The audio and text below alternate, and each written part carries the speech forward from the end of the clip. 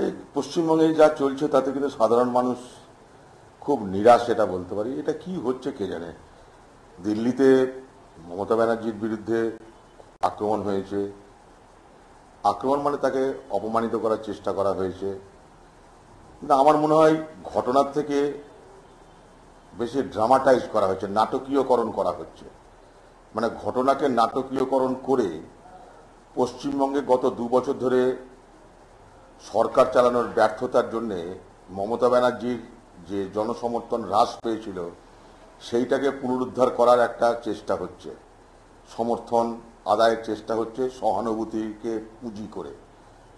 কিন্তু সর্বস্তরে আমরা দেখছি গোটা ভারতবর্ষের সমস্ত রাজনৈতিক দল ঘটনার নিন্দা করে। আর কি চাননি? যেখানে প্রধানমন্ত্রী নিজে দুঃখ প্রকাশ করেছেন, যেখানে প্ল্যানিং কমিশনের তরফ থেকে মন্টেক সিং আলুওয়ালিয়া, রাজীব শুক্লা, তারা দুঃখ। আর কি চাননি? তারপর একটা মুখ্যমন্ত্রীকে অপমান করার জন্য দুঃখ প্রকাশের সঙ্গে সঙ্গে আর কি কি অভিব্যক্তি হলে উনি খুশি হবেন, এটাও তো দেখা দরকার। এইবার তার উপরে আক্রমণ যতটা নিন্দনীয়, ঠিক একইভাবে পশ্চিমবঙ্গের বিভিন্ন জায়গায় সে আমাদের বিরোধী দল হতে পারে সিপিএম, আমাদের বা প্রতিপক্ষ হতে পারে সিপিএম, কিন্তু পশ্চিমবঙ্গে কোনোদিন আমরা এইভাবে কারোর পার্টি অফিস একটা ঘটনার পরিপ্রেক্ষিতে ভাঙচুরে দেখিনি।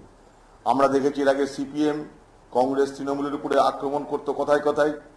সেই ধারাটাকেই আমরা আবার পাল্টা এখানে রূপায়িত করার চেষ্টা করছি। তো স্বাভাবিকভাবেই মানুষ সিপিএম এর আমলের সন্ত্রাসের সঙ্গে তৃণমূলের আমলের সন্ত্রাসের ফারাক কিন্তু করতে পারছে না।